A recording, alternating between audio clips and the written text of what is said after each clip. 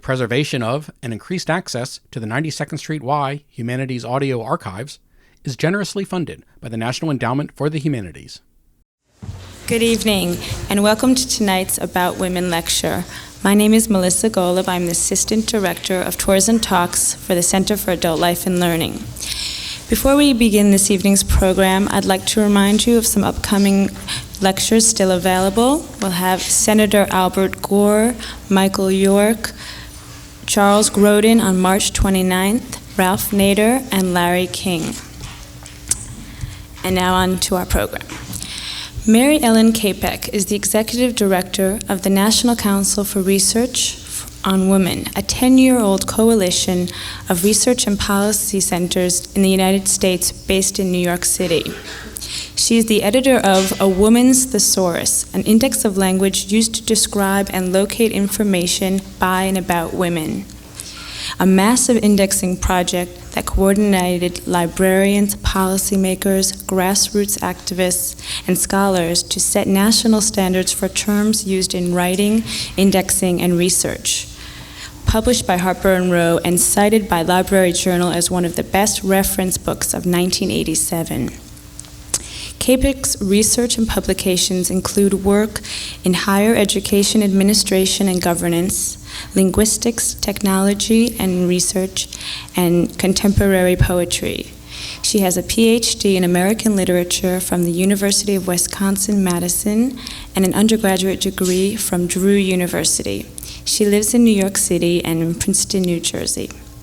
Please welcome Mary Ellen Capek.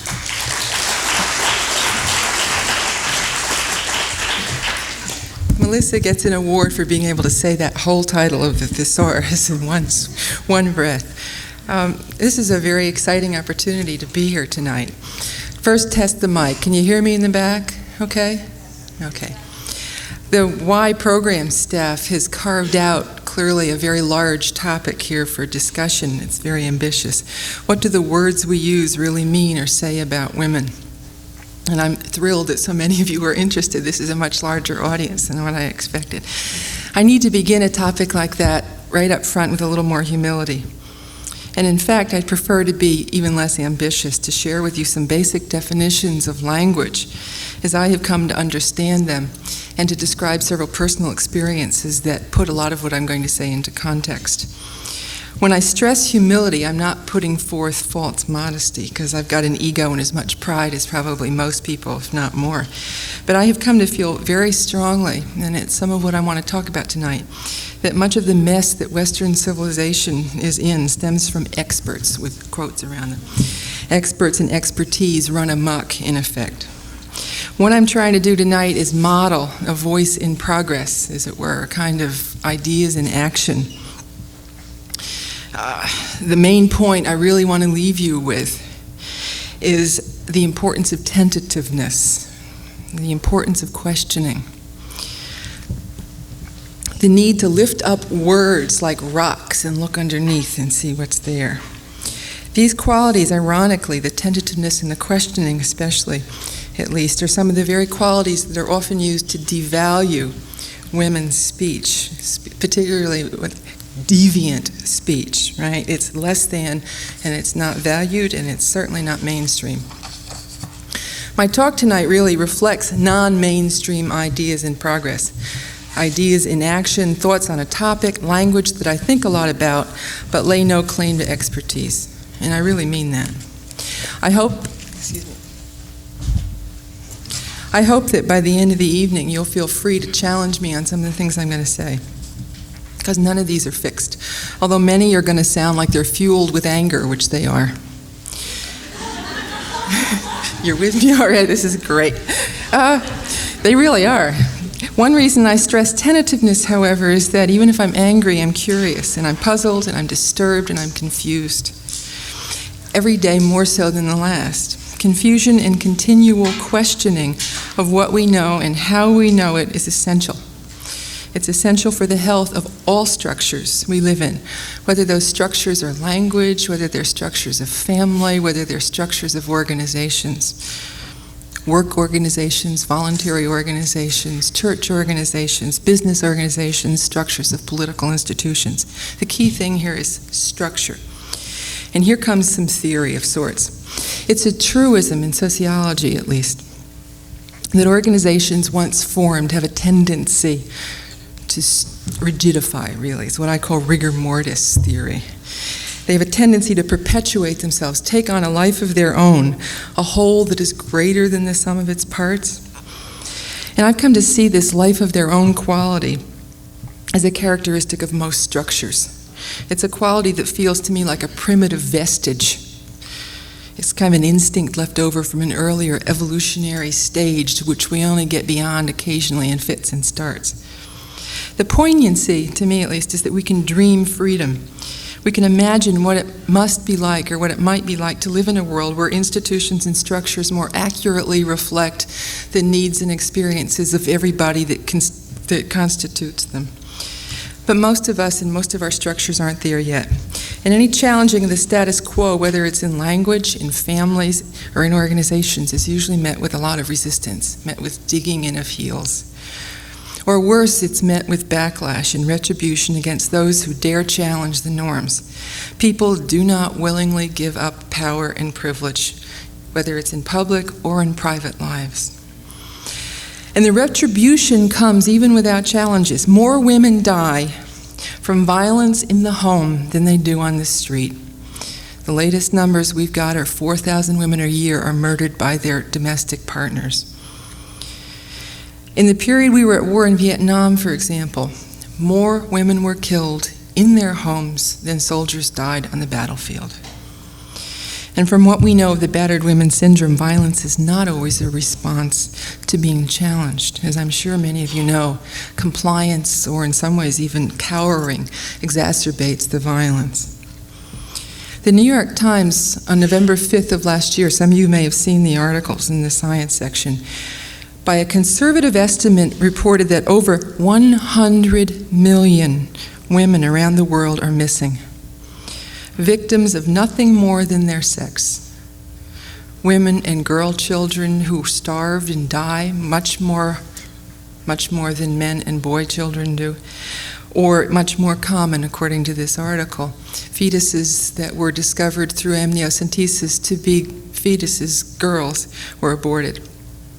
And the population data comes out with an estimate, conservatively, of 100 million women missing. These are powerful numbers. Something, to me at least, is radically amiss. To blame the patriarchy, quote unquote, is clearly tempting. But convenient though such labels are, I think they mask complexities and distortions that go beyond gender, although I do think that gender is probably the most fraught, perhaps the most complex of a lot of these variables that I'm going to talk about. The point that I'm trying to make, however, is that unless we learn to think and act differently about all the structures of power and how they interact, whether it's gender, race, ethnicity, class, economic privilege and power, sexual preference, age, physical abilities, and so forth, unless we learn to act differently and think differently about structures of power and where they interact in language, in families, and in organizations, and unless we learn to think and act differently about any kind of power that defines privilege for the few at the expense of the many, we are, as my grandmother used to say, going to hell in a handbasket. We've come to a critical juncture in most of our cultures in this civilization, so-called civilizations of this world, that we have to learn to struggle for new forms or die. As Adrienne Rich wrote in a poem that I hope to read to you later this evening, there come times, perhaps this is one of them, when we have to take ourselves more seriously or die. We have to learn to struggle for new forms of language, new forms of families, new forms of organizations, and new ways of making responsible decisions in organizations, or life on this planet, as bad as it seems right now even, is going to cease to exist. Let me try to anchor some of these generalizations in specifics about language, because after all, that's what drew most of you here tonight. I posit that we have a responsibility as thoughtful, civilized people to hone our ability to listen, continually to challenge our own assumptions and push the limits of our own levels of confidence. But particularly pushing our limits of insecurity and anxiety, and particularly pushing our creativity. We need continually to ask, why? Who benefits? How does my understanding, my naming, my languaging, this experience, this event, or communication here, how does this privilege myself at the expense of others? How does my language distort, intentionally or unintentionally, and serve my own self-aggrandizement? Or less hair-shirty, am I really struggling as best as I can to name things as I see them, even if my words strung together at first feel to me inelegant and clumsy? If we empowered children's language play, for example, if we rewarded children's imagination, listened to and learned from their questions, and I'm sure all of you who are parents have done, if our schools did that and grew more comfortable with the inevitable challenges to authority, we'd have a far different kind of educational system. We might learn more creatively to tap human potential for informed citizenship in ways that most of us never dreamed possible.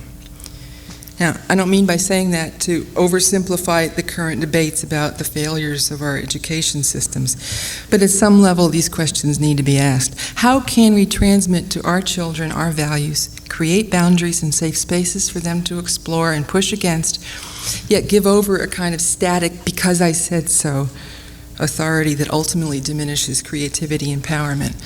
And I bet you there's not one of us, at least our parents in this room, that ever didn't say, at least I did, because I said so. Darn it, it's a lot easier to rely on that kind of authority. But it's a constant dialogue with the kid. Questions like these pose, however, alternative ways of joining in these debates on the educational systems about how to improve the mediocrity and help counter what is often abusive organizational and family authority. Okay, sounds provocative. I make some good points, but what does all this have to do with women's language? With, quote, what our words say about women, which is what this was billed as tonight.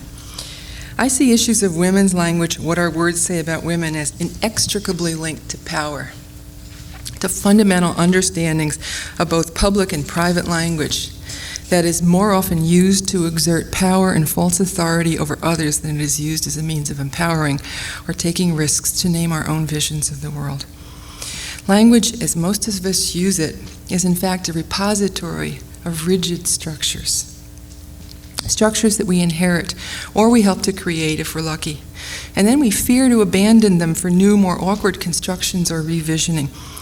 Although much recent business literature talks about risk as a prerequisite for excellence in the marketplace, I'm sure many of you have read, at least if you read the business section of the Times, that's certainly a major theme these days, risk. Companies that don't take risks don't do very well anymore. But taking risks, especially with the language we use, is not often rewarded in our culture, perhaps except outside of the marketplace, and not even there when you get right down to pulling that apart. We hire people, and we're most comfortable with people who look like us, who think like us, who dress like us, who talk like us, particularly talk like us. We're most comfortable with people who share our own language, whatever that means. And in fact, I should use the plural form languages here, rather than what grammars call a collective noun language. It seems to me that other than a linguistic abstraction, useful for explaining how meaningful units of sound and syntax work to form patterns that shape meaning across cultures, that's the abstract notion of language. An irony inherent in our fear of creativity, our fear of risking new forms, is that there are, in fact, only languages, with emphasis on the plural. Many of them, even if they share similar vocabulary and syntax. Some approximating each other, but they're all versions, variations, and reinventions that each one of us creates each time we speak. It's not something you think about very often, I bet you. But just as our voice prints cast our identity as uniquely as fingerprints, and that's acceptable in a court of law, at least to the best of my knowledge, so our manipulations of language are constantly renewed and individualized. No two sentences are ever alike, even if I speak them sequentially. No two sentences are ever alike, even if I speak them sequentially. No two sentences are ever alike, even if I speak them sequentially, even if I perfect my lip sync. And that's a very interesting notion to try to get hold of. There are always subtle variations. So when we talk about generic or normed language, we're talking too often about something that's convenient and intimidating. It's a way of masking this revolutionary power that is no further away from each of us than our tongue or our hand. And if we begin to accept this radical speech potential, and I emphasize the word radical, it's what my old Methodist Sunday school teacher might have talked about as the priesthood of all believers. If we accept these radical challenges to linguistic and moral and organizational authority as a daily responsibility, that means we learn to ask a lot of questions. We come at meeting from around the edges. We sneak up on it. We watch and we listen from the margins of our knowledge. We push the boundaries of what we know rather than sit so squarely on our expertise. We come to trust the awkwardness, the silences, and the confusion. We turn over the rocks. I wrote out most of this talk tonight, obviously, because I'm trying to put together some new formulations here that I haven't had the luxury, really, of putting to paper before. And I wanted to have the advantage of my word processor's block move capabilities to sort of help me shape them. I can't think anymore without block moves. I think that's a whole nother area for research. If I practice what I preached, however, I would speak without notes. And as it is, I'm only going to talk for about another half an hour, and then hopefully we can have a dialogue. You can join me in a dialogue and share your reactions and comments. And I hope that listening to each other, we can shape some kind of insight into what is obviously a very complex topic. I'd like to weave into tonight's discussion also some more intentionally artful language. A short story by Ursula K, she Unnames Them, which was instrumental or inspired at least some of us to keep going when we were in the middle of the Thesaurus when it was first published in the New Yorker in 1985. And then after questions and discussion, if enough of you are still hanging around, I'd like to conclude with the Adrian Rich poem I quoted earlier from Transcendental Etude. Language is really one of our greatest cultural resources and one of our most complex cultural barriers, and that's a kind of contradiction that we don't often grab hold of in the same sentence. By some reckoning, it's our most intimate personal attribute. It's our voice. It's my language, my voice. Yet that personal language, the means by which we know ourselves, is also an historical repository. A hysterical repository is what I started to hear myself saying. It's that too. It's the language that gets into our heads in infancy. And linguistics, in fact, becomes a kind of archaeology of forms. For most of us, language gets into our heads through the mouths of loved ones, usually our mothers and our immediate families. Yet that same language is a kind of palimpsest, the image of layer upon layer of symbols and images and connotations and contradictions that's shaped over the generations preceding us by those with the most access to printing presses and microphones and the economic privilege that buys those access. And that's that critical juncture. The most intimate means by which we know ourselves comes to us shaped with all of those other external cultural forces, which are not benign forces. They're forces that have been shaped by power, by economic power, by political power. We mark history from quote-unquote prehistory by our use of written language, a whole nother dimension. All right, prehistory is the history before writing.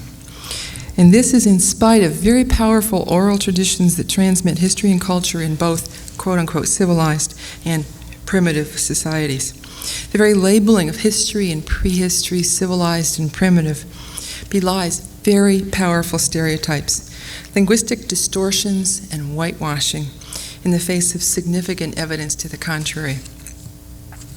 With the surge of ethnic studies and multiculturalism in recent years, for example, we are finally learning more about so-called primitive tribes that anthropologists like Franz Boas and Ruth Benedict years ago described as seeking to live in harmony with the earth, having rich literary traditions, weaving their past and respect for ancestors into their concepts of present time.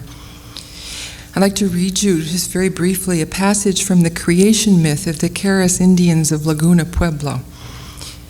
In the beginning, Tse-che-nako, thought woman, finished everything, thoughts and the names of all things. She also finished all the languages. And then our mothers, Urutseti and Nautseti, said they would make names and they would make thoughts. Thus they said, thus they did. Remember that. This is the creation myth with thought woman, not Adam, thought woman naming the names. Most of us living within the moral, emotional, and structural frameworks of so-called civilized bureaucracies have been taught that such formulations, if we ever heard them, were heretical or primitive at best. Mostly we didn't hear them. I never did. I just heard that one 2 weeks ago. In spite of creative research by many women theologians, in spite of communities of women religious and lay communities of women struggling for their own spirituality within the synagogues and churches of this city, virtually all contemporary Western religions destroy evidence of female fertility deities, much less tolerate gynocratic creation myths. They continue to name and recast most of our images of the sacred as versions of a patriarchal avenging God. Paula Gunn Allen makes the case that one reason this country has in fact so severely suppressed Native American peoples is precisely because most of those tribes were or still are essentially matriarchal tribes, either in myths or their political structures. They were not patriarchies, most of them, by a lot of the anthropological evidence we've got. Our civilized societies, with quotes again around civilized, at least in the U.S., are responsible for what can only be called genocide of the native peoples who inhabited the North American continent before the Europeans arrived. These are the same civilized systems that, in the U.S. at least, have built up the technological capacity to destroy the earth several thousand times over.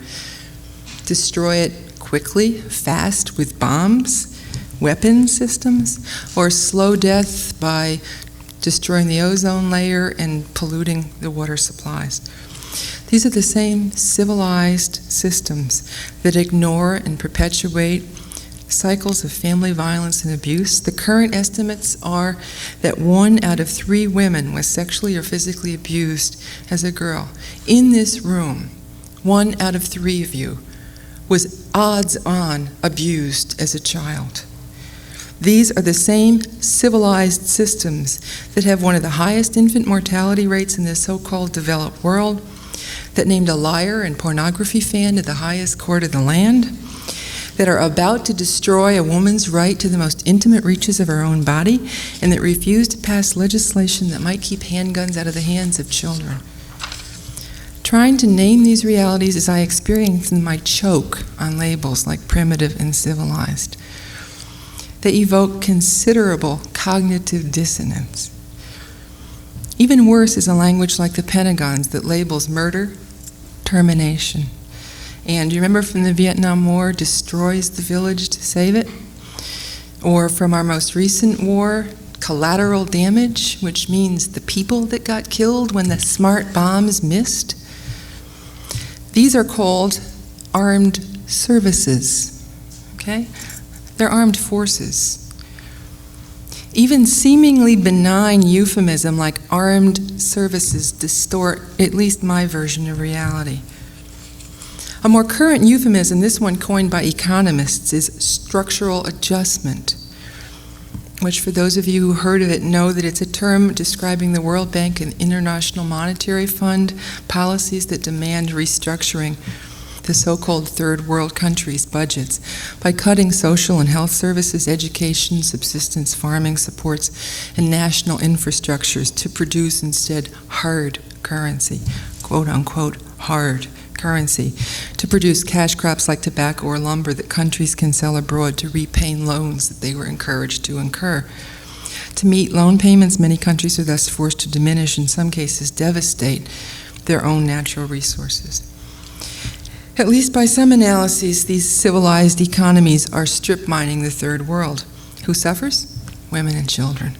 Sound familiar? It's Reaganomics. Who benefits? Who do you think? How do we begin to penetrate, or to use a less macho metaphor, to sweep away these cobwebs of distortion? Some of these euphemisms are obvious to most thoughtful listeners. The Pentagon is not known for its poetic ear. But Terms like structural adjustment hide behind expertise jargon and mask radical distortions of our stated values as a nation. And most of us don't even know what's happening until our father or mother is laid off from work, our son's third grade class size is expanded, our daughter insists on buying the sexist doll advertised over and over on her favorite boy hero show. They don't make shows with girl heroes, you may remember, because boys won't watch them, or so we're told. Pentagonese may be easy to mock, but we're living in an era of massive media manipulation that distorts both our language and our values. And it's gonna get worse. The last decade's epidemic of spin doctors will become even more lethal in a presidential election year. Hearing them, even on McNeil Air, I am easily crazed. Those are my words they're using, okay? Those are my realities they're messing with. Those are my words in my head, my values they're trying to change or redefine or define in ways that don't connect with me. And the question sneaks in as I'm waking up in the morning sometimes. If the language in my head doesn't work to describe what I see, what I experience, does what I see or experience actually exist? Academic debates, for those of you from academia these days, know they rage around whether we can actually think, quote unquote, think without language. Some contemporary theorists, in fact, assert that all there is language. Life is a text, so they say. Have you heard that one yet? In my more cynical moments, I have taken to calling that testosterone. What it takes to do contemporary literary criticism. Academic debates aside, however, the point I'm trying to make is that this interaction of language and perception, feeling, and experience is constantly in flux. It's constantly in need of radical challenges and recreation in order to undercut the tendency of all systems to rigidify, what I tried to start out explaining about, to counter the tendency of all systems to consolidate the power of the few over the many. And this process is both messier and consistently far more destructive of human potential and the lives lived than most academic definitions would have it. But what about women's language? What our words say about women? Same dynamics. Terms like prehistory, civilized, and primitive reflect embedded norms, and that's a key concept that I'm going to talk about. Embedded norms that attempt to shape our perceptions of progress in civilization. Embedded norms also shape our gender relations. Prefixes and suffixes attached to ostensibly gender-neutral words reflect implicit male valuing and define women in terms of their relationships to men. No surprise there, folks. Terms like non-traditional employment or unwed mothers, even actresses, it's the prefix game. The norm is traditional, the norm is wed, and the norm is actor. These are sometimes not easy concepts to get embedded norms. Just before we published the Thesaurus in 1987, an editor of one of the more prestigious women's fashion magazines, which shall remain nameless, called to inquire about pre-publication rights, and I had spent a few moments enthusiastically going on about what the Thesaurus was all about. When she got increasingly frustrated and losing it entirely when I got to the whole notion of embedded norms, she snorted, "Embed with norm? I didn't think feminists did that anymore." Which then led us to talk about Norm a lot in the office. So poor Norm, I apologize if anybody here is named Norm, but Norm gets a lot of raps. Let me talk for a few minutes about the Thesaurus, in fact, as a concrete example of reclaiming the power of naming. Editing the Thesaurus was a remarkable experience, which I'll be pleased to discuss in more detail during the discussion period if you're interested. But let me just here give you a sample of what we were trying to accomplish and some of the concepts that underscore the points that I was trying to make about the language in our heads and how it benignly distorts our reality if we accept it unquestioningly. The Thesaurus Project, in fact, was one of the first major priorities we articulated when the Council first formed back in 1981 28 centers got together.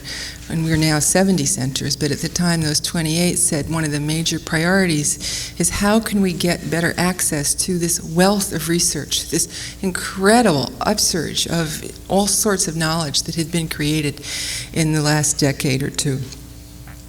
So at that first meeting, there was vigorous consensus that one of our top priorities as an organization ought to be facilitating that access. Not surprisingly, as most of you could probably predict, much of the work that women write or about women comes out in the form of working papers, conference reports, what are called ephemeral or fugitive documents, clipping files, and all sort of so forth like that.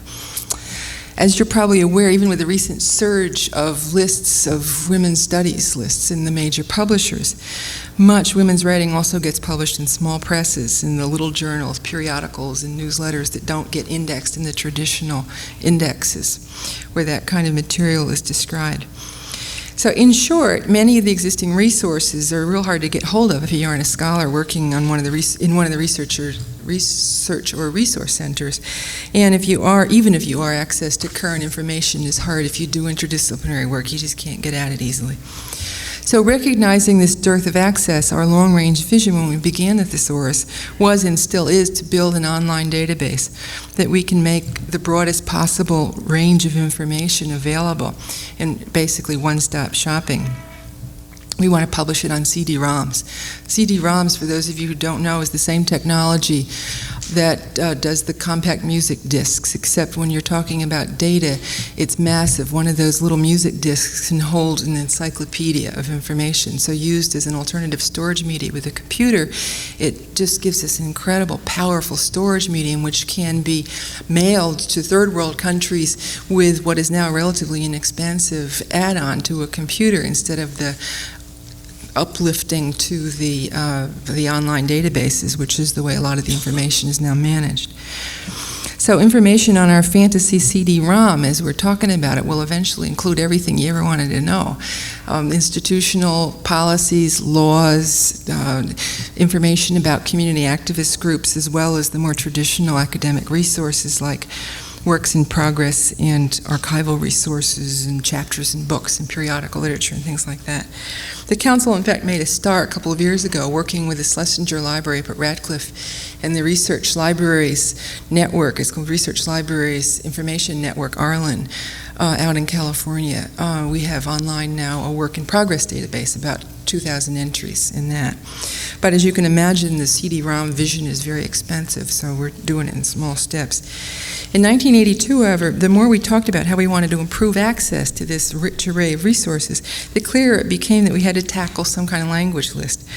And even when an article was indexed in an existing resource guide or database, it was typically very hard to retrieve because the existing databases did not reflect the language in the research. No surprise there.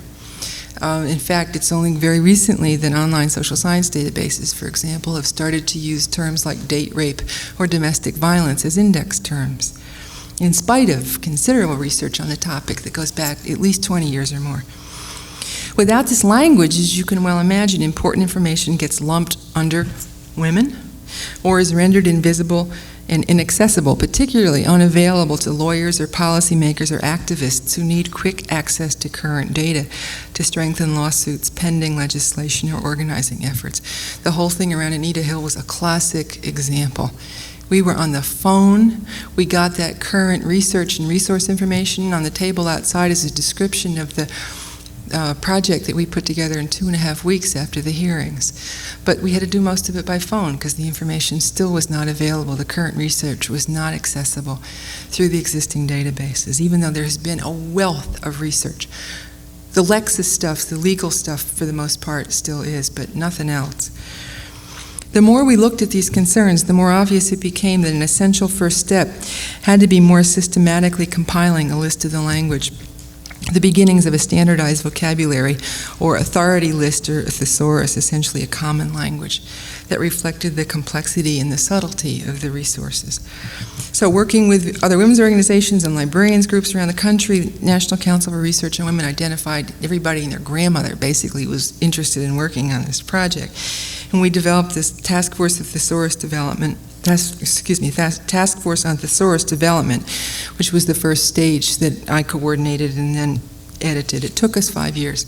We produced the original lists from all kinds of strange places, clipping files, subject heading lists, catalog headings, indexes of books, a whole broad array of stuff. Once we saw what we had, however, that year, I think it was 1983, when we had combined and merged those first 35 lists, it was, as Lily Tomlin would say, a goosebump experience to see that list pulled together. And once we really saw what we had, we started to get excited because this project was quickly turning out to be much more than merely an attempt to compile an authority list. There was a chance at a revolution, or at least at some pretty subversive renaming. We thus set about to popularize and in the process stretch a specialized authority tool traditionally limited to information specialists. This is aimed at every woman. It's aimed at every man. It's aimed at anybody who writes or thinks about language. This is not just an esoteric library tool. As one of the librarians on our task force observed, what we were about was nothing short of reclaiming the power of naming. Dictionaries, indexing systems used to assign keywords to articles and index books and classification systems, how the books are put on the shelves, in fact, in a library, all help shape how we use language, how those words get in our heads, even if they seem sort of esoteric to the average library goer. But beyond the choices of what terms to include or exclude as index terms, thesauri reflect implicit value structures. No surprise there, old embedded norms at work again. Grouping lesbian issues and prostitution in categories of sexuality, for example, which skews much more complex political, personal, and social realities. And this is one of my worst favorites. Standard lexicographical hierarchy links terms like male circumcision and female circumcision, right? They're equal terms under the larger term circumcision, which is still a narrower term under the larger term surgical procedures. Guess what? That's not a neutral hierarchy. Okay? The logic of that hierarchical structure, in fact, distorts and masks significant differences in both the implications and practice of those procedures.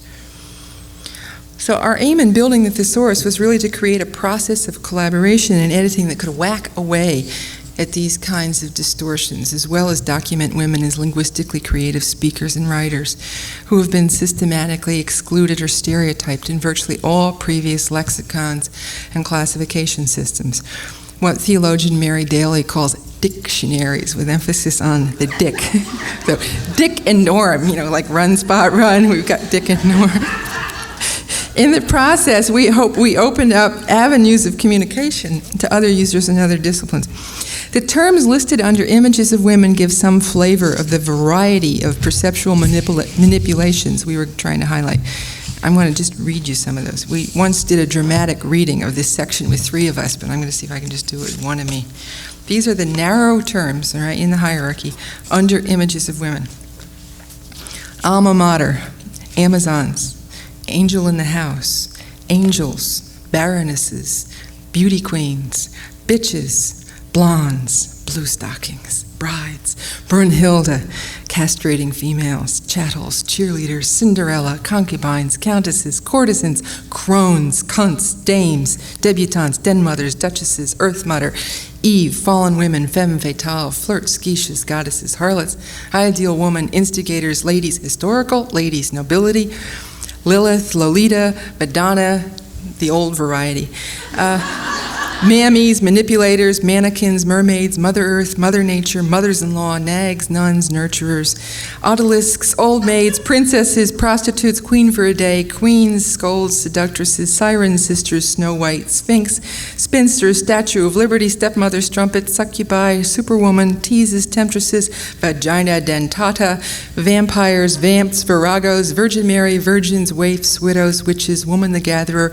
and last but not least, Wonder Woman. Not bad, huh? It's much more powerful with 3 people reading. Much more than just lists of narrower, more specific terms like images of women, however, powerful as those are, like other authority lists, the Thesaurus strives to map the language with cross-references to other related terms. More than the standard thesauri, we attempted to lead users into the language, building in links to related concepts. A term like pronouns, for example, back to the old grammar again, is important to women because of the so-called generic he. I'm sure you all know those arguments.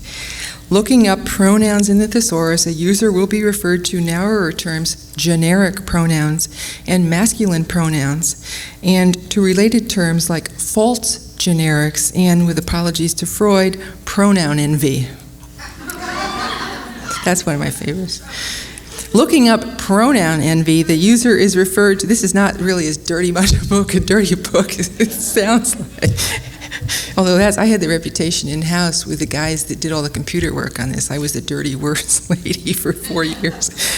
Looking up pronoun envy, the user is referred to male norms, and another one of my favorites, he/man language, he-man language.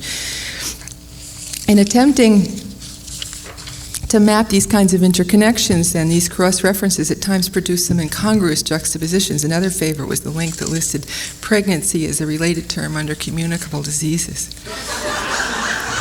Which is important, right? A lot of communicable diseases happen in pregnancy, and it's dangerous and all that, but it was pretty funny when the flip appeared. In addition to a main alphabetical list, rotated hierarchical and subject group displays, which are all different presentations of the terms and ways of helping users to find the terms they're looking for. The thesaurus also includes a use, do not use display. You might, if you saw when you came in, there are flyers that describe, and it's a pretty good description that Harper and Row did for us of what these various displays are. And I should put in a plug here, the books are for sale. We've only brought 20 with us, but you get the rock bottom discount. Hardback is $20 and the paperback is $10, but order them from us, not from Harper and Row if you want the cheaper price. Anyway, one of the displays in there is this do not use display that tries to get beyond what I like to call the great personhole debate. You know, like in, what do you want me to call the manhole anyway? Huh? How about utility cover? You know? We try to suggest terms for alternatives for sexist terms, like girl watching, all right? Remember that one? At least those of a certain age as I am, right? Girl watching, that's street harassment. All right? We tried to note terms with feminine prefixes and suffixes that imply male norms, like stewardesses. Fortunately, that's the one that seems to have shifted now to flight attendants, or actresses use actors. We tried to call attention, as I mentioned earlier, that terms that contain the embedded biases, like unwed mothers use single mothers. Another one that I love is working women, right? Like mothers aren't working women. So shift it, call it women working outside the home, or wage-earning women. And then we try to unearth euphemisms like that armed services, armed forces thing. I could go on with many, many more examples, but suffice it here to emphasize the point most relevant to what I've been trying to weave through this discussion. The 5-year collaborative project to put together the Thesaurus is really about reclaiming power of naming. And I'd be pleased to answer a lot more questions during discussion period, but after such a show of chutzpah, I want to get back to what I was saying about humility. I also need to add that while I headed up that task force and edited the list for several years, that book is indeed a collaborative effort, and that process of producing it is something I am every bit as proud of as I am the book itself. It was really a rather wonderful experience. Besides reading you Ursula K. short story, I want to conclude the formal part of this presentation by sharing several other personal experiences and observations that illustrate these points I'm trying to make about the power of naming an old insidious norm. I am not a trained linguist. I have learned, however, to listen to the language I speak and the language around me, and I do come at this whole language thing, as George would say, with a lifelong love of literature, especially poetry. I have training in literary criticism in the old days before testosterone overran what was already a male-identified tradition. I wrote a dissertation on Sylvia Plath's poetry. Odd at the time, because not only was she a woman, she hadn't been dead long enough when I started writing on her, which the 20 years at least is the generation gap before a writer is canonized and sufficiently legitimized for study. In '67, when I started work on my dissertation, however, and this really gets to the point I'm trying to make, feminist criticism had just begun. And with few exceptions, like Mary Ellman's Thinking About Women and Kate Millett's Sexual Politics, which was 1970, most of the analysis and commentary seemed very simplistic, especially on Plath, who had drawn a lot of high-profile stuff because of the suicide. Writing in isolation, I struggled, and not very effectively, for language I had only begun to piece together. And this is really the point. I had a first-hand experience of trying to communicate something sensed, something felt, but only dimly understood with little or no language at my disposal, certainly no formal literary analytical language that was available to try to capture what I was reading. Let me put in a plug here for Gilbert and Gubar, which is the next lecture in this series. They are wonderful. They're among a host of writers and critics who in the last decade have begun to reclaim and make a lot more sense out of the history of women's writing. Unfortunately, I did not have their resilience. I didn't really understand what I'd been trying to write until several years after I finished my graduate work, when Adrienne Rich's poems would be collected in her 1976 book, The Dream of a Common Language, first began to appear.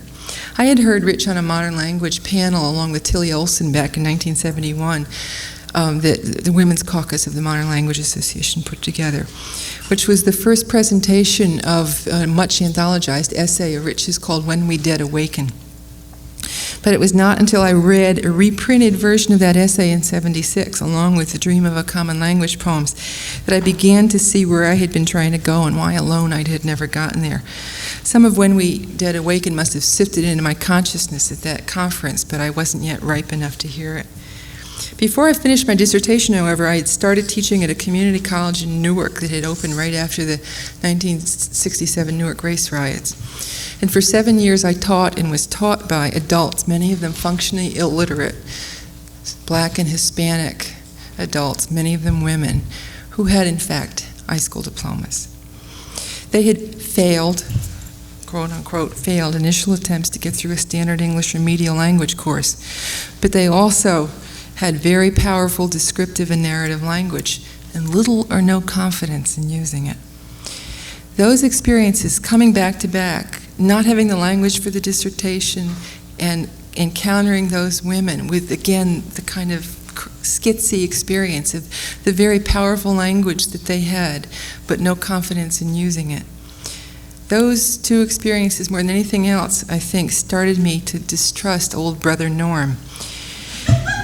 The standard language of literary critics simply did not equip me to make sense, even to myself, about my understanding of Plath, and far worse, the norms of standard English, combined with a racist, impoverished educational system in Newark, robbed linguistic confidence and creativity from many of my students.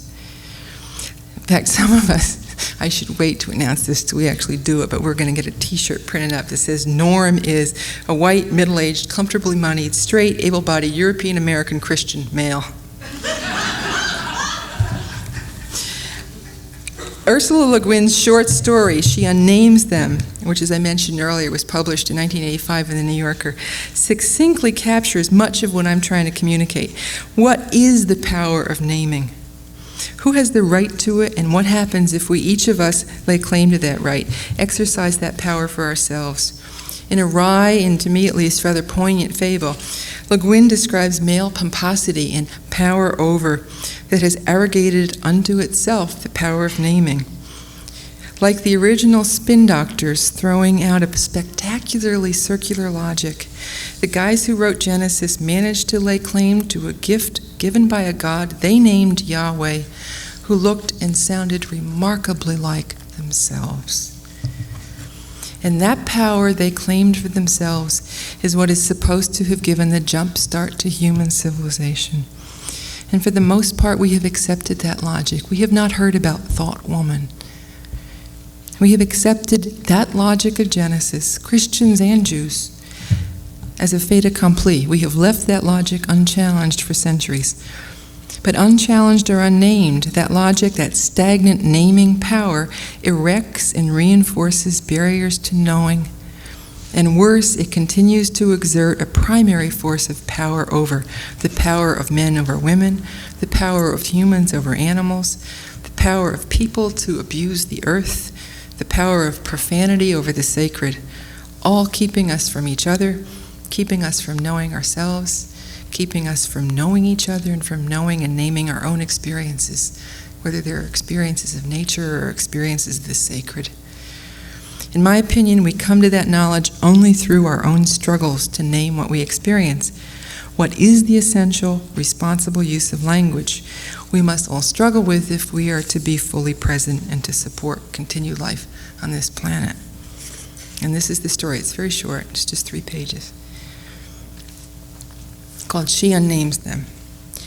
Most of them accepted namelessness with the perfect indifference with which they had so long accepted and ignored their names. Whales and dolphins, seals and sea otters consented with particular grace and alacrity, sliding into anonymity as into their element. A faction of yaks, however, protested. They said that yak sounded right, and that almost everyone who knew they existed called them that.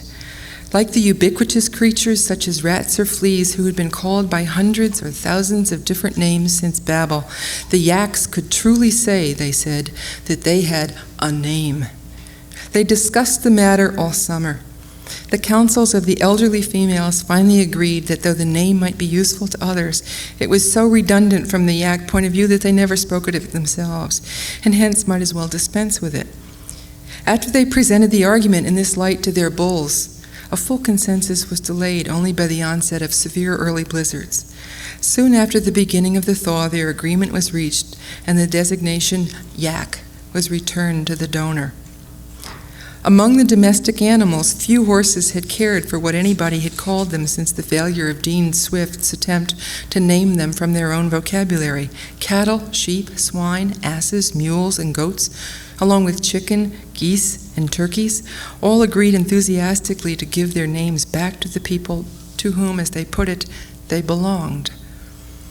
A couple of problems did come up with the pets.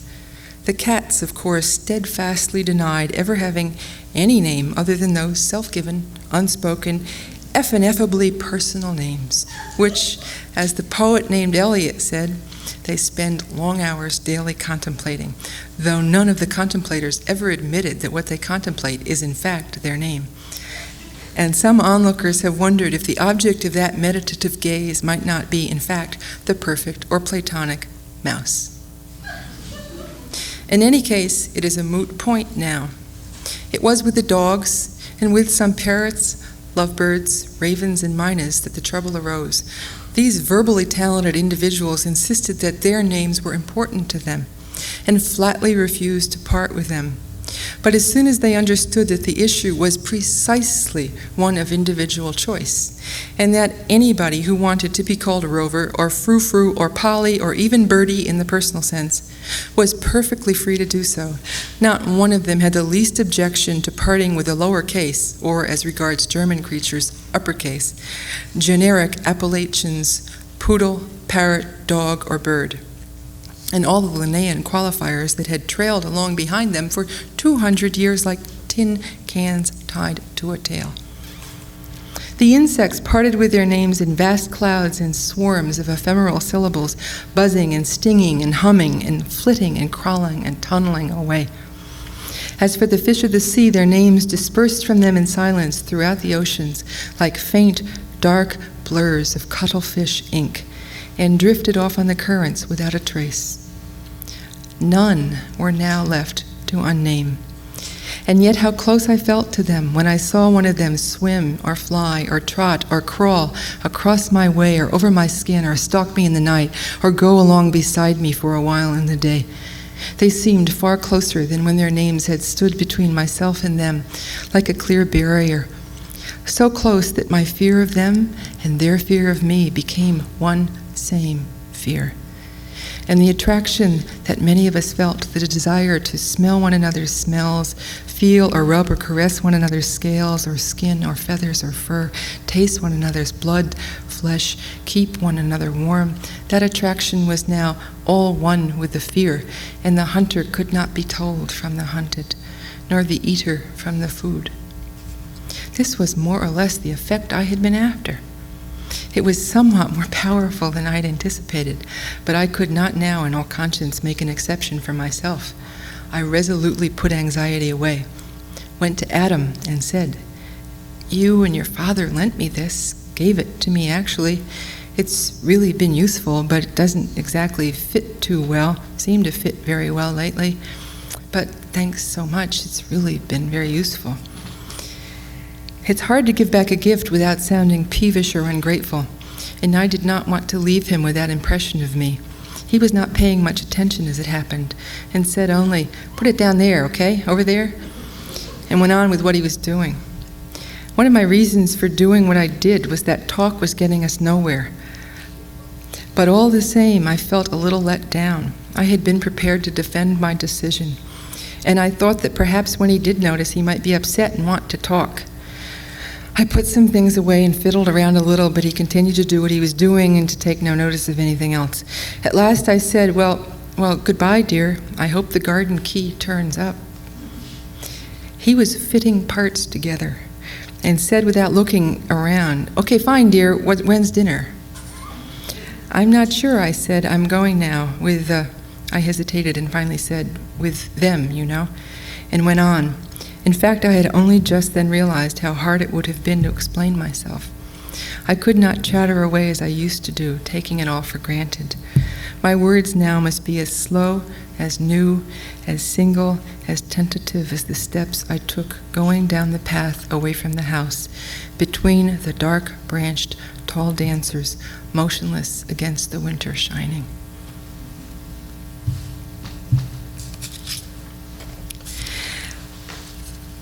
Guin is throwing out a powerful challenge. In some ways, to me at least, it's terrifying in its implications. It's so much easier to go along chattering away as we used to do, taking it all for granted. Confronting the power over and disdain so often reflected in the language experiences between men and women is painful, ultimately leading to loneliness in intimate, committed relationships. Some of the same loneliness also exists in male-male or female-female relationships, where the issue becomes one of power over instead of communication that takes risks with vulnerability. Given the points I'm trying to make, however, I think I need, before I close, to give some comment here on Deborah Tannen's recent bestseller, You Just Don't Understand. Those of you who've seen the book perhaps will get what I'm talking about. I found the book depressing, in fact, quite scary. Because not only does she ignore much current linguistic research that documents different power issues inherent in gender miscommunication, she perpetuates significant distortions of at least my reality. She never seems to challenge the power implicit in those wonderful dialogues that she lays out. She never asks who benefits from that kind of miscommunication. Who controls male-female communications through silence, through ostensibly not understanding? As one of Tannen's critics points out, Senta Tremel-Pletz, in a 1991 review essay called Selling the Apolitical, women care for, and this is a quote, "Women care for and support men, empathize with them, comfort them, and especially work for men in conversations and relationships, at home and on the job. Women take men's energy, men take women's energy and work and use it for themselves, what Tannen calls their love of independence and autonomy. In return, when and what and if they feel like returning. The majority of relationships between women and men in our society are fundamentally asymmetrical to the advantage of men.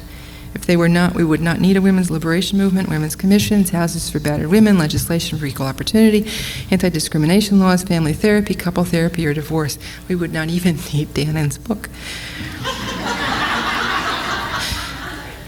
Le Guin gives us a rather wicked parody of Adam's conversational abilities. Would that we all had the courage of Le Guin's Eve, who claims her power and leaves Adam to cook his own dinner. Tannen and other linguists like Robin Lakoff also put the best face on norm, accepting dominant speech as benign misunderstanding. By these standards, however, women's styles of speaking and communicating are undervalued, deviant by whose measure? As Tremel-Pletz points out, rights and privileges in our culture accrue to those who command, order, explain, contradict, advise, criticize, evaluate, define, punish, attack, challenge, accuse, or reproach. When a woman uses these speech styles, she is usually said to be, guess what, unfeminine and abrasive, if not a ball buster, not to quote my grandmother. Yet, when a woman accommodates, shows hesitancy, agrees, supports, negotiates, soothes, ends her sentence with a question mark in her voice, all traditionally feminine speech patterns, she is seen as deviant, less than, lacking confidence and assertiveness. Says who? Norm again. Circular logic, you're damned if you do and you're damned if you don't. Much of the recent controversy around PC, which I understand some of you got with Betsy Genovese here the last time, masks some of these same dynamics. While there have been absurd extremes on both sides, the key to understanding the PC debates, in my opinion, is understanding them as a challenge to norm, whether it's norm in bed or norm upstanding. Women and minorities, or any of us, without traditional access to printing presses or microphones or the dollars that buy the sound bites, when we question old norm, traditional American values, or speech that is typically privileged white men, upper middle class European American, straight, mostly Christian, able-bodied white men, we are accused of, as Time magazine did just 3 weeks ago, balkanizing. Refusing to cook the dinner, spill the stew, or worse, stirring up the great melting pot of America that ghettoizes most people who don't speak standard English, does not count child care or maintaining a home as part of the GMP, calls welfare mothers cheats, yet authorizes billions to bail out norms, savings, and loan debacle. It's hard to keep naming what we see when the mainstream media continually distorts these debates, refuse to confront the biases that shape everyday reality for any who aren't white, comfortably moneyed men. At the very least, we can demand truth in naming. Who says, who benefits, or more personally, am I really struggling to name the things as I see them, even if my words strung together at first feel to me inelegant or clumsy? Le Guin's Eve is a radical alternative, claims her own power, refuses, albeit gently, to work the second shift, walks away from the miscommunication. It's a radical solution, but ultimately the only one any of us can take, each in our own way, to unname and rename. I don't mean you all have to leave husbands. I mean you really got to call it like what you see it. Insist on truth in naming or unnaming. We must break the silences. As Audre Lorde points out, it's not difference which immobilizes us, but silence, and there are so many silences to be broken. Yet we must also grow comfortable with the silences, the good kinds of silences, the kinds you have with your best friend. Those where we are true to ourselves and to our trust of others that we're trying to communicate with. Where language fails us or where we intentionally unname, we must try on the silence or stumble with awkwardness, not to fill up the discomfort of differences with empty words or phrases that do not mean what we mean. Perhaps only then can we begin to take tentative steps down the path away from the house, begin to see and name for ourselves the dark-branched, tall dancers, motionless against the winter shining. Thank you.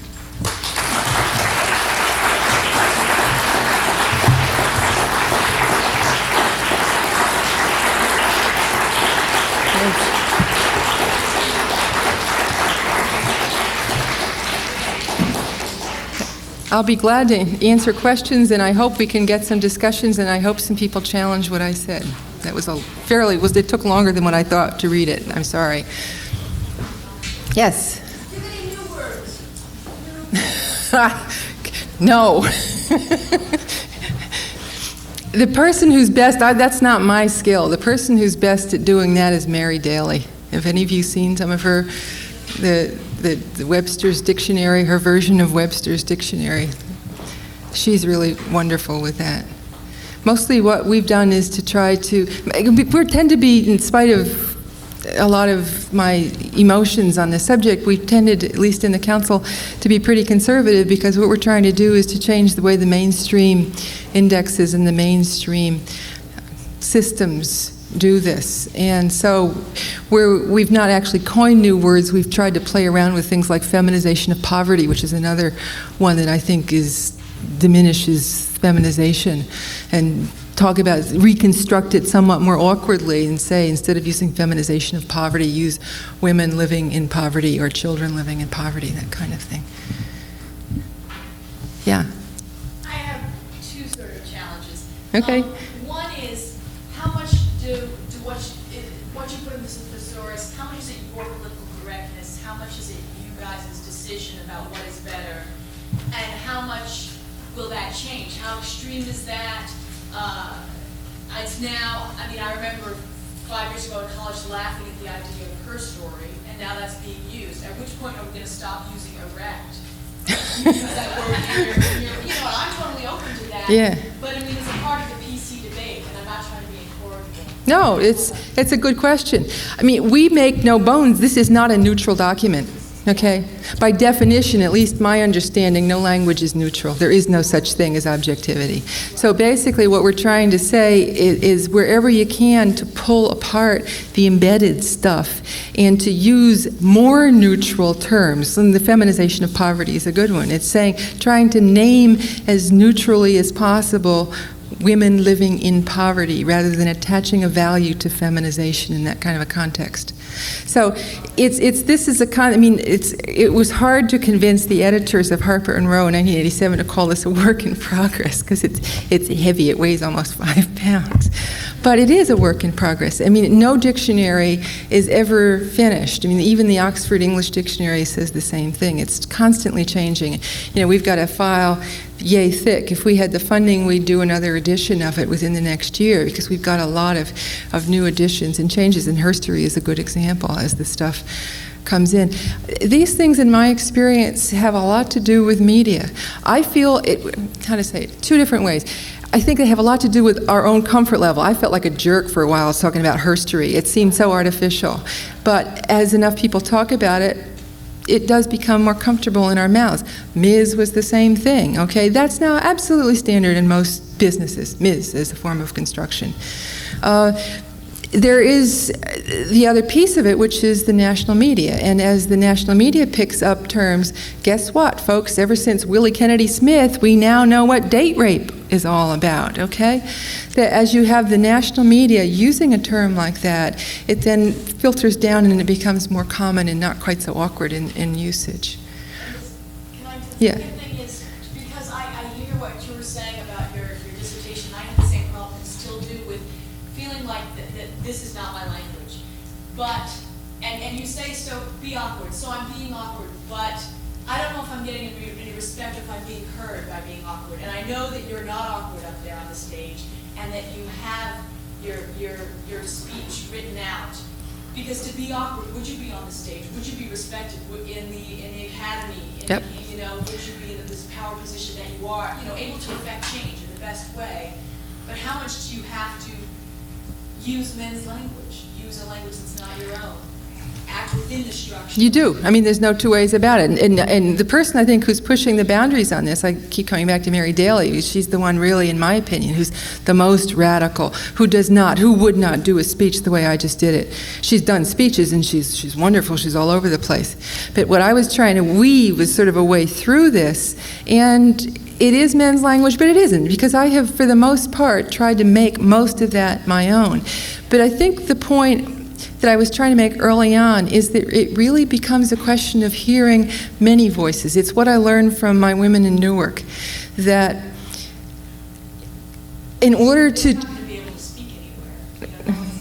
Well, that's not completely true. I mean, some of them have gone on. In fact, one is working in a housing project in a very visible public assistance role now. And that, the kind of opportunity she has had for public speaking, which is a compromise, in her opinion, between, you know, her black English and the standard white English that she's learned to use, she can merge those dialects. The point is that the boundaries are permeable all the time. It's not one or the other.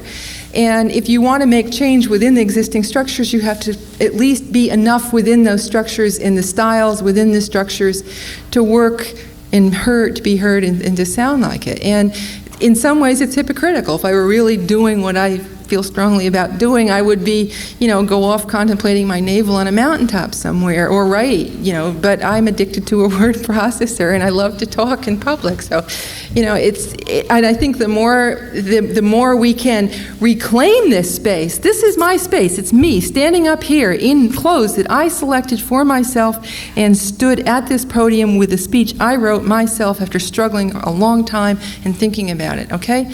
That this is my space, which I have claimed, and I am trying to name my reality as best I see it, and it's fraught with ambiguities. Yeah. Talking about reality, you said 4,000 women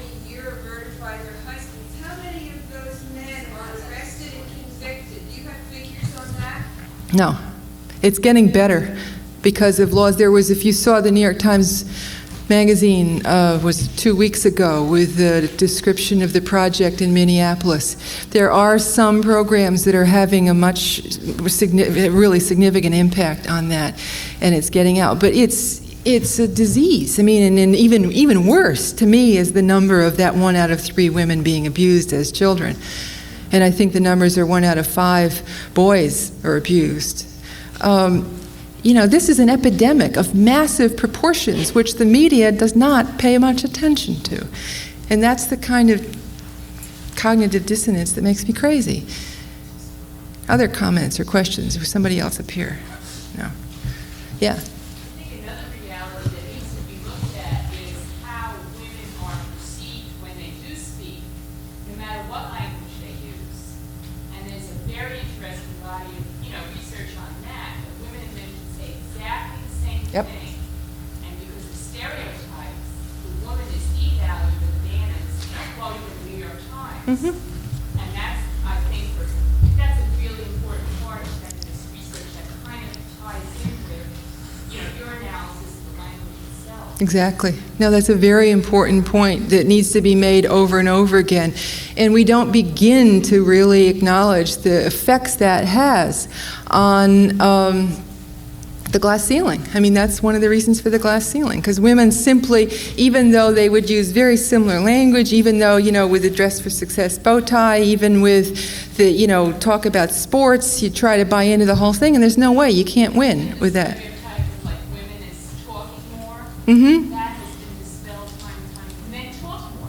Just in, face of the number of words they use, they dominate conversation. Right, exactly. And yet we hear about women being chatted about. Yep, the interruptions. If any of you saw the Times I guess it was last week, 2 of our centers, Wellesley Center for Research on Women and the AAUW, did that wonderful report. Actually, it was the Wellesley Center that did it, on girls in schools. And that documents a lot of that kind of stuff you're talking about, particularly as it applies to the way teachers deal with girls in a classroom. If a girl says something and a boy says something, the boy will be heard and the girl won't. And there's really solid research to back that up. Other comments or questions? Yeah. I'd like to know what you think about the decision on the part of lots of women's groups to change the spelling of the word women to women with a Y or W-I-M-M-I-N. Whether you think it actually does anything, whether it's a sort of a speech act helps subvert a power structure, or whether it's sort of a token change since it's essentially based on the same root. I think anything like that helps. I tend to be conservative in the ways I use language because I write a lot of grant proposals, and if you want to get your project funded, you got to, if I spelled it, other than WMEN, I mean, as it is, WMEN only gets 5.1%. Funding norm does not fund norma. I pointed out to a male foundation officer just last week. But I think any kind of language like that really helps. You remember chair? Remember when chair was everybody snickered and said, why don't we call her a sofa?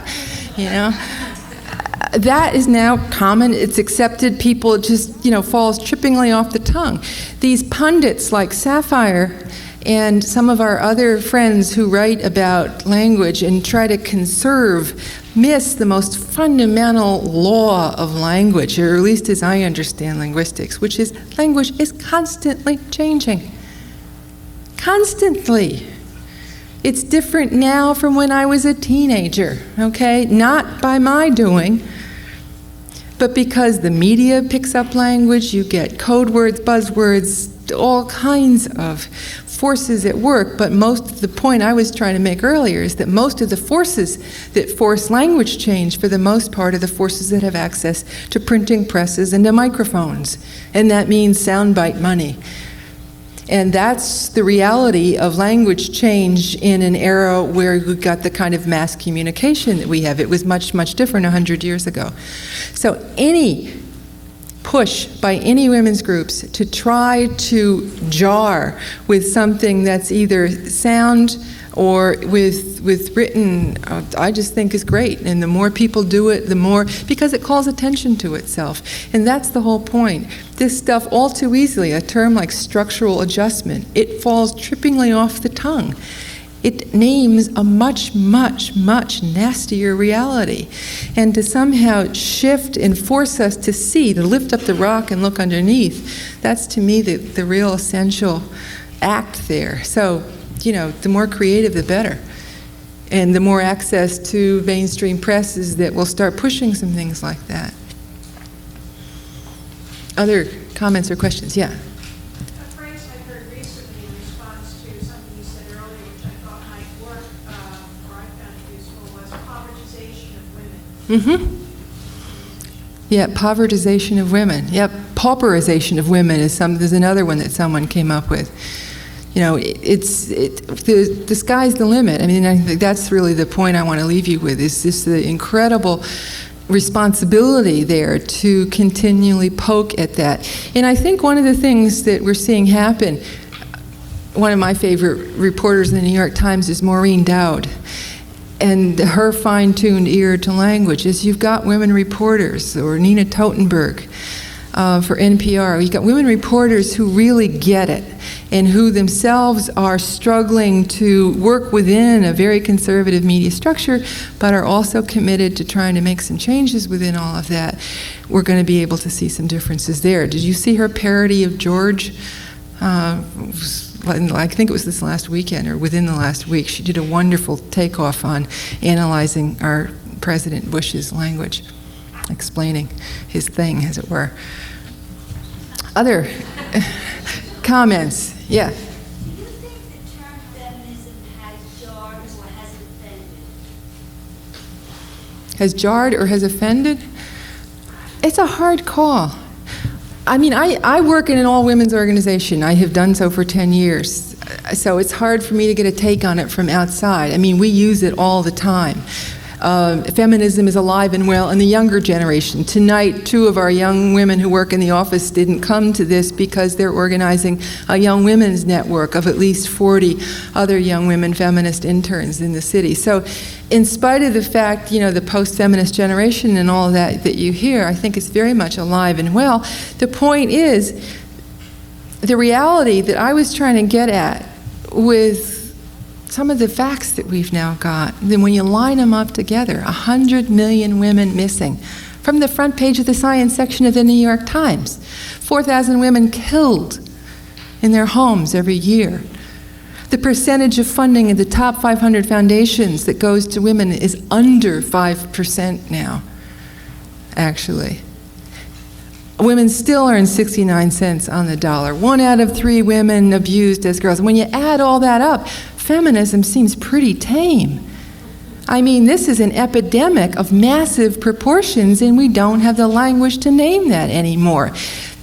Those of you who watched, as I did, completely enraptured during those hearings in October, feminism did not begin to capture the very confused and complex anger in my gut, or even lower, that came from watching that television and those 14 white men sitting up there with those microphones, taking out after Anita Hill, this very careful, conservative, together young black woman. And it was like, oh, this is just the way our system works. There was something so obscene about that it just I can feel the bile rise just talking about it. She's going to be here, by the way, on April 25th at Hunter, a conference. One of the things that grew from the anger we all had, it's the fastest money I ever raised. I got $21,000 in a day and a half out of American Express and the Samuel Rubin Foundation to fund our report on sexual harassment. April 25th at Hunter College. Hunter College. Watch, it'll be all over the city. But the sexual harassment report that we have published, that we're putting together with a lot of other groups around the country, there's a flyer on the table, out there to describe it, is trying to have those kinds of conferences and hearings all around the country. And, apropos language, Hill was asked, we've actually prepared that report for one of our centers is the Center for the American Woman in Politics at Rutgers. And they had a forum of women state legislators in San Diego last November, which was the first time Anita Hill had spoken after the hearings. And it was just incredible experience. I mean, we expected it would have been emotional, but 900 women, many of them elected officials, leapt up onto chairs and twirled napkins over their head, chanting, "We believe Anita Hill! We believe Anita Hill!" For 20 minutes this went on. She was in tears. Everybody was in tears by the end of it. It was the most incredible public participation, sense of expiation of all that I've ever been part of. It was just incredible. The powers of anger that tapped. Apropos feminism to me doesn't begin to get hold of that kind of anger. And what all of that meant, and the experiences of those people, many of whom have reacted to that. It's brought out just thousands of stories that she's beginning to collect. The point I was making, though, is that she was asked at that, when she gave a speech, how do you pronounce harassment or harassment? And she kind of gets this little grin on her face, and she looks, once and for all, let's pronounce it dead. And the place went up in smoke. It was incredible. But anyway, put that on your calendars, April 25th. Another date to put on your calendars before I let you go is April 6th. Ursula Guin herself in person for the first time in New York City with Grace Paley and Paul Marshall is going to be doing a fundraiser for the council, for our council. There are flyers on the table outside there. It's really going to be special. They're getting the Writer of Distinction Awards from the council, and they'll be reading from their work as well as having what we call a conversation at the altar about women breaking rules. One more question, and then if those of you want to stay, I would love to read you this poem by Adrienne Rich. Yeah. Going back to language, how like women writers who use kind of, or maybe they didn't use traditional language, how do they do this kind of a legitimization of their ideas in a traditional setting? For instance, somebody like Jane Austen or Charlotte Bronte, if they're using traditional language, are they then kind of, are they promoting like a, you say, a more patriarchal society around them, or do they, how do you interpret them in a modern? That's a hard question, and I would need about 2 hours to answer that. I think a short answer is that women have learned how to use time out of mind, traditional forms, but to subvert them. And that's one of the things ask that question of Gilbert and Gubar, because that's a lot of what they talk about, is how does something seem on the surface of things to be normal? How does it seem to fit in to be a traditional structure of a novel, a traditional syntax, traditional vocabulary, and yet somehow at the same time subvert? And that's what women are very good at. I mean, that's what our mothers taught us, or at least it's what my mother taught me. One more.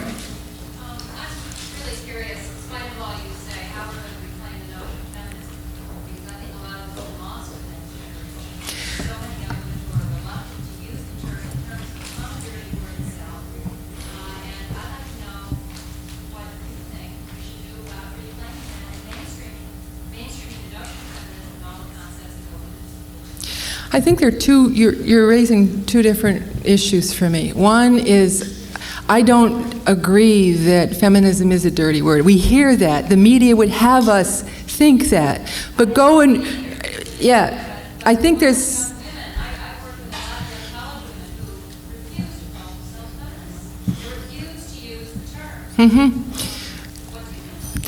In some ways, that's less important to me. It's really, I think that's a paper tiger in some ways. I mean, one of the things I saw from this forum of state legislators, a lot of these are Republican women especially, who would not begin to lay claim to the term feminism, but everything else that they saw, talked about, bills they tried to pass were what I would call feminist. I don't give a hoot what they call themselves in some ways, providing they do the work that's needed to bring to bring media attention to bear on the problems. I don't care if somebody calls herself a feminist, so long as she talks about the 4,000 women that are killed every year, or the girls that are abused. I mean, it's the naming at a more fundamental level. On the other hand, I think that young generation is going to have to come up with their own language. We can't do it for them. Feminism certainly works for me. It's worked as a shorthand for a lot of my colleagues. And the thing that matters to me is that they get the reality that we were trying to communicate. What I have learned from the young women in my office is that they get it. And at least once they're out of college, they get it in a hurry, particularly if they're working in a more traditional organizational structure. Some don't. Again, it comes back to media. You know, and organizing, and grassroots organizing. The flyer on the table out there about sexual harassment. I mean, we have got this report now, it's 40 pages, it's everything you ever needed to know. All the expertise you ever would need to put on a hearing on sexual harassment is in one booklet. We have lists of resource people from around the country, over 40 different organizations, who will serve as resource people to any campus, any community group, any legislative hearing group that wants to hold a hearing or have a speak out or any other forum on the topic of sexual harassment. We've got two groups, a women's network of state legislatures, which is monitoring hearings in state legislatures. We have another group that's monitoring hearings in women's commissions around the country. So there is a lot of grassroots energy around the hot topics, but I think that's another key. How do you infuse it? Is you hit the hot topics. We jumped on mommy tracks in a shot when that first came out, because you can get people's attention. That's what they're hearing, and reshape the debate through that. That's about the only wisdom I've gotten. I mean, there's no substitute for organizing. There's no substitute for consciousness raising. You know, it might not be a bad idea if we'd start doing some of that again. You know, it might not be a bad idea if we would find other ways, maybe, you know, a more modern version of it, but some kind of group dynamics where you can get practical and creative about how you can raise these issues concretely in the community, in the language that community hears. You got to start with people where they are. You know, that's another thing about the language. I mean, you can get, you know, Mary Daly fanciful all over the place, and, you know, in my wonderful Thesaurus all over the place. If people aren't there to hear it, it's not going to connect. So you somehow got to start with where they are and then take them to the next step. It's a constant process, and it never lets up. Yeah. Very simple question. As a mother of some post-adolescent daughters, what books should they be turned on to first to raise their own consciousness? Wow. Just being raised in society. Where shall I begin? They can subscribe to the council's newsletter, which is a very good source of a lot of information. The one I've read most recently is Susan Faludi. If you want to get an earful of how the media manipulates backlash, the one called Backlash. You know, there are so many incredible novelists now and short story writers, particularly women of color writers. Bell Hooks is one that I think a lot of young women in college certainly have responded to. She's an African-American scholar out at Oberlin who's done some wonderful writing on theory and feminism.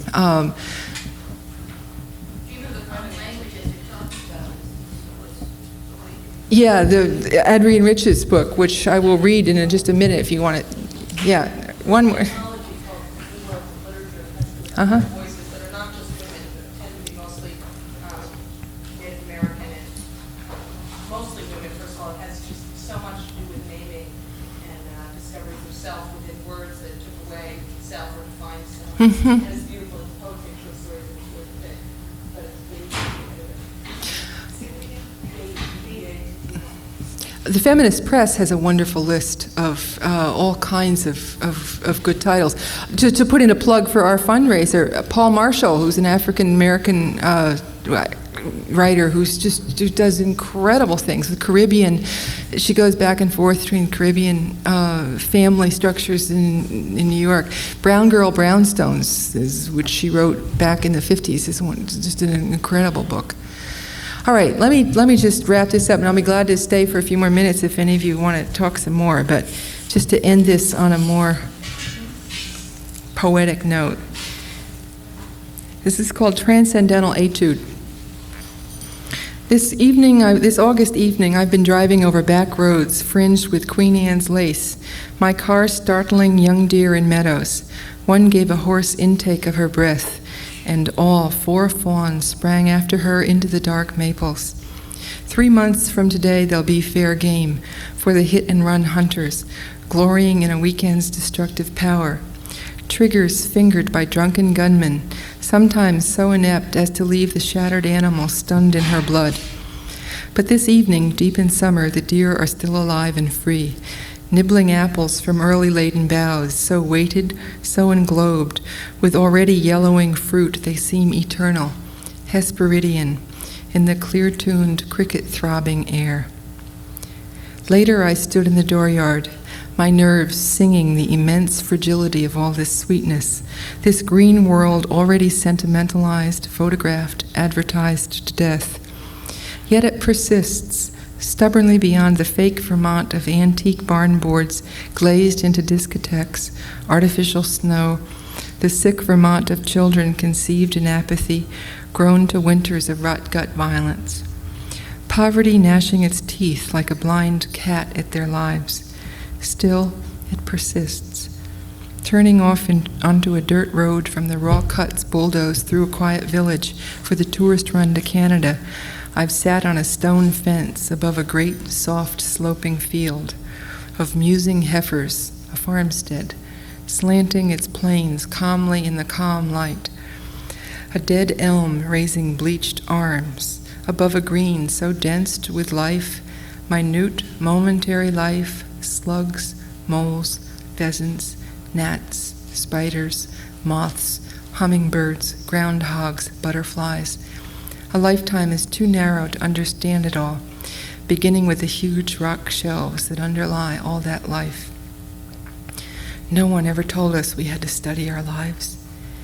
Make of our lives a study, as if learning natural history or music, that we should begin with the simple exercises first and slowly go on trying the hard ones, practicing till strength and accuracy became one with the daring to leap into transcendence.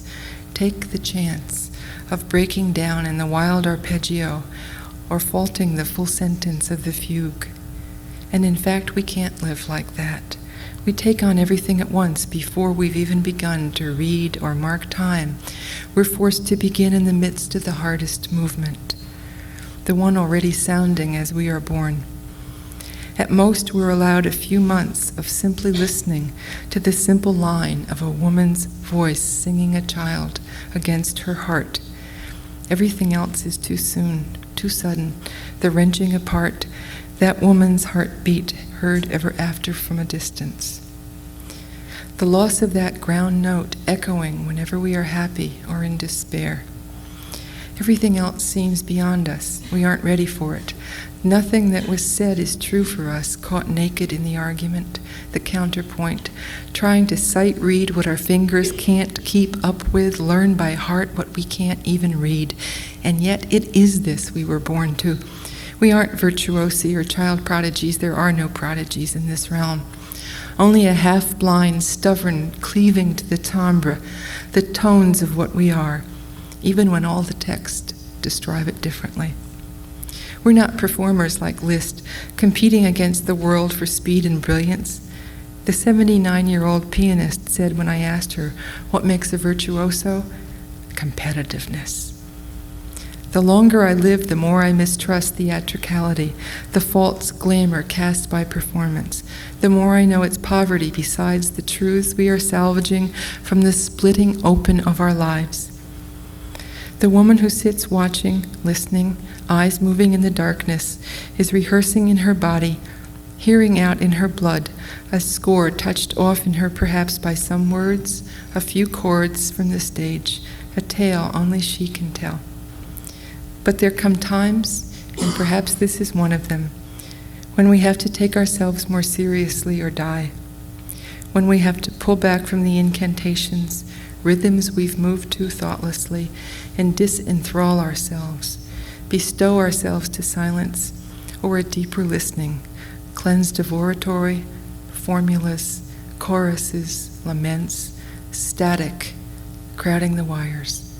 We cut the wires, find ourselves in free fall, as if our true home were the undimensional solitudes, the rift in the great nebula. No one who survives to speak new language has avoided this. The cutting away of an old force that held her rooted to an old ground, the pitch of utter loneliness, where she herself and all creation seem equally dispersed, weightless, her being a cry to which no echo comes or can ever come. But in fact, we were always like this, rootless, dismembered. Knowing it makes the difference. Birth stripped our birthright from us, tore us from a woman, from women, from ourselves, so early on, and the whole chorus throbbing at our ears like midges told us nothing of origins, nothing we needed to know, nothing that could remember us.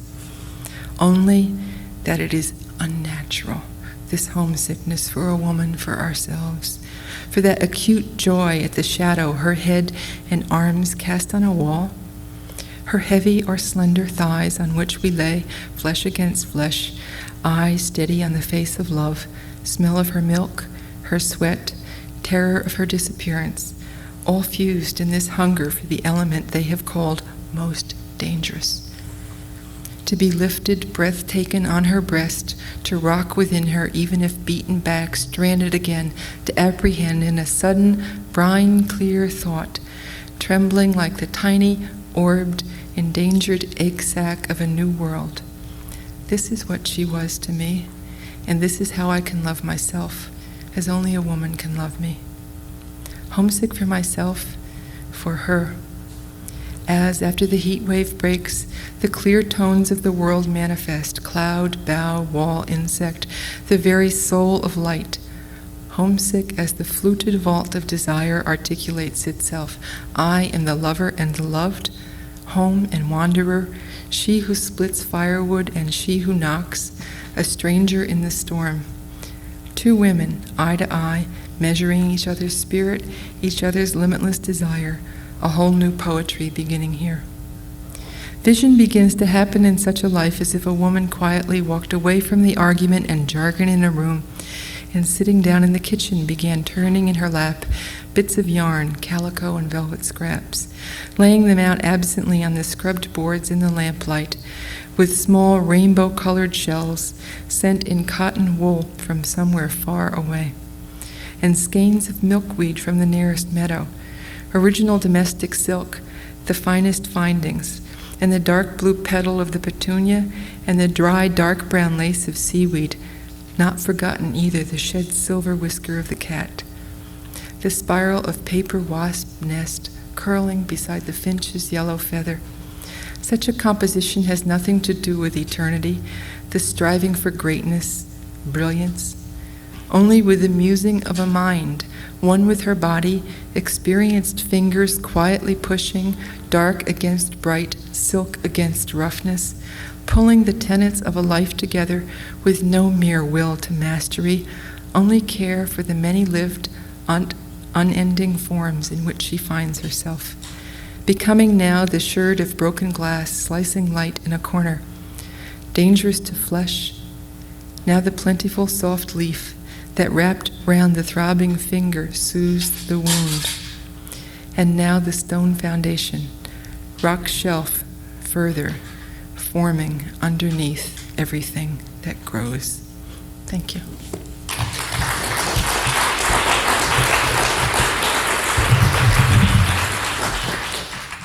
Thanks for listening. For more information on the 92nd Street Y, New York, and all of our programs, please visit us at 92ny.org.